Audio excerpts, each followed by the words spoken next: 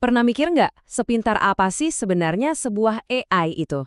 Hari ini kita akan bedah sebuah tes IQ yang sangat unik. Tes ini bukan dirancang untuk manusia loh, tapi untuk mengukur sesuatu yang paling mendasar dari kecerdasan, yaitu kemampuan buat menalar secara abstrak. Nah, ini dia pertanyaan utamanya yang bikin para ilmuwan garuk-garuk kepala. Kita tahu AI bisa ngalahin kita main catur atau ngolah data dalam sekejap mata. Tapi pertanyaannya, apa dia beneran paham sama makna di balik data itu? Apa dia bisa ngerti realitas kayak kita, yang penuh dengan nuansa? Ini dia celah terbesarnya. Secara teknis, AI itu jago banget. Tapi kalau udah soal penalaran praktis, wah, dia bisa jadi naif banget. Dia tuh susah banget buat nangkep konteks abstrak yang buat kita mungkin biasa aja, kayak humor atau sarkasme. Nah, tes yang akan kita bongkar ini tujuannya presis buat menguji celah fundamental itu. Oke, siap. Yuk kita langsung aja bedah tes ini bareng-bareng. Anggap aja ada 3 ronde dan tiap ronde bakal makin menantang. Kita akan uji macam-macam aspek penalaran, mulai dari soal realitas fisik sampai ke logika yang paling rumit. Langsung aja kita mulai tantangannya? Oke, ronde pertama. Ini fondasinya banget. Di sini kita mau tahu, apa AI beneran ngerti aturan main paling dasar di alam semesta kita? Kayak, apa itu realitas? Apa bedanya objektif dan subjektif? Konsep-konsep dasar gitulah.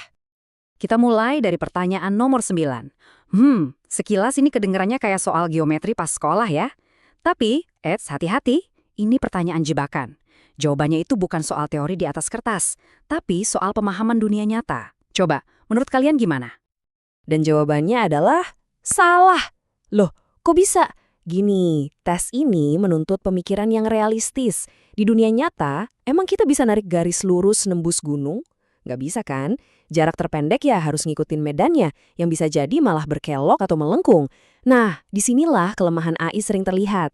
Dia kejebak sama konsep ideal, tapi bingung pas disuruh nerapin di dunia nyata yang nggak sesempurna itu. Sekarang kita lihat pertanyaan nomor 4 dan 7 yang ngebahas hubungan antara objektif dan subjektif. Menurut tes ini, objektivitas itu nggak mutlak loh. Contoh gampangnya gini, emas itu berharga. Kedengarannya objektif kan? Padahal itu kan cuma kesepakatan subjektif kita sebagai manusia. Sebaliknya, kata pertanyaan 7, sesuatu yang awalnya subjektif, kayak sebuah ide di kepala satu orang, bisa jadi fakta objektif kalau udah disepakati sama banyak orang. Ini pemahaman yang dalam banget soal gimana realitas sosial kita terbangun. Oke, kita ngebut sedikit ya buat 4 pertanyaan berikutnya. Masing-masing uji ketajaman berpikir. Pertama, pertanyaan 1 dan 3. Banyak orang mikir relatif itu sama aja kayak subjektif. Tapi tes ini bilang salah. Relatif itu cuma soal beda sudut pandang, tapi dalam realitas yang sama. Dan kebenaran itu sendiri objektif, yang subjektif itu cara kita menanggapinya. Lanjut ke pertanyaan 13 dan 14. Ada beda besar antara keterpisahan sama sudut pandang terbatas. Kalau kamu cuma lihat satu bagian mobil, itu namanya sudut pandang terbatas. Dan itu benar menurut pertanyaan 14. Tapi kalau kamu lihat mobil dan pesawat, itu baru 2 konteks yang terpisah. Jadi intinya, presisi dalam berpikir itu krusial. Baiklah, ronde 1 selesai. Kita naik level ke ronde kedua. Kalau tadi kita ngomongin dunia fisik, sekarang kita masuk ke alam metafisika. Di sini semuanya jadi makin abstrak. Kita bakal berhadapan sama konsep-konsep kayak tak terhingga dan kekal. Jadi siap-siap logikanya didorong sampai ke batasnya. Coba kita perhatiin gimana tes ini membangun argumennya langkah demi langkah. Pertanyaan 5 bilang, kalau sesuatu nggak pernah berakhir, berarti dia juga nggak pernah dimulai. Masuk akal. Terus pertanyaan 8 nyambung dari situ. Kalau ada 2 hal yang sama-sama nggak berawal, ya yang satu nggak bisa jadi bagian dari yang lain. Mereka itu setara. Nah, puncaknya di pertanyaan 19, tes ini menolak ide ketiadaan. Sesuatu tuh nggak bisa lenyap jadi nol, dia cuma berubah bentuk. Mirip kayak hukum kekekalan energi kan? Pandangan yang sangat fisikal. Nah, ini dia teka-teki utamanya di bagian ini. Sebuah konsep yang udah diperdebatkan para matematikawan dan filsuf selama berabad-abad. Bisa nggak sih ada lebih dari satu infinity atau ketidakterbatasan? Kira-kira tes ini jawabnya gimana? Jawaban tes ini untuk pertanyaan 18 dan 6 adalah salah. Logikanya sebenarnya sederhana tapi elegan banget. Gini, menurut definisinya, konsep tak terbatas atau tak terhingga itu harus mencakup segalanya. Jadi kalau ada 2, mereka pasti bakal tumpang tindih. Dan pada dasarnya, ya jadi satu kesatuan yang sama. Pertanyaan 17 ini kayak pilihan ganda buat ngetes pemahaman kita. Dan ini makin memperkuat logika tadi. Jawaban yang benar adalah A. yang bilang kalau tak terbatas itu adalah pemenuhan total dari semua kemungkinan. Dia bukan sekedar potensi yang belum terwujud. Ya, makanya secara logis cuma bisa ada satu. Sekarang kita sampai di ronde terakhir, dan mungkin ini yang paling bikin kepala ngebul. Ronde ini bahas soal paradoks, hubungan sebab akibat yang rumit, dan sifat dari kebenaran itu sendiri. Ini beneran ujian buat kelenturan mental kita, dan tentu saja AI juga. Oke, pertama, pertanyaan 10 ngasih perbedaan penting. Sebuah paradoks itu bukan kontradiksi. Kontradiksi itu saling meniadakan. Contohnya kalimat, saya selalu berbohong. Nah, itu kontradiksi. Kalau paradoks, dia menegaskan dua kebenaran yang kelihatannya berlawanan, tapi sebenarnya berlaku di konteks yang beda. Contohnya kayak paradoks perjalanan waktu. Ini bukan kesalahan logika, tapi sebuah kebenaran yang kompleks. Di sini ada 4 teka-teki logika yang rumit, ayo kita bedah satu persatu.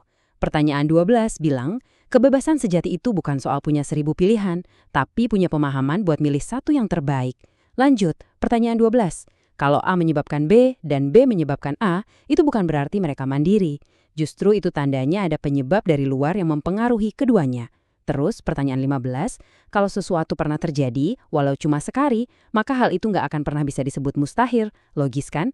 Terakhir, pertanyaan 16 ngasih pandangan yang luas soal kebenaran, bahwa kebenaran itu ya deskripsi dari apa adanya, baik itu pernyataan yang benar maupun yang salah.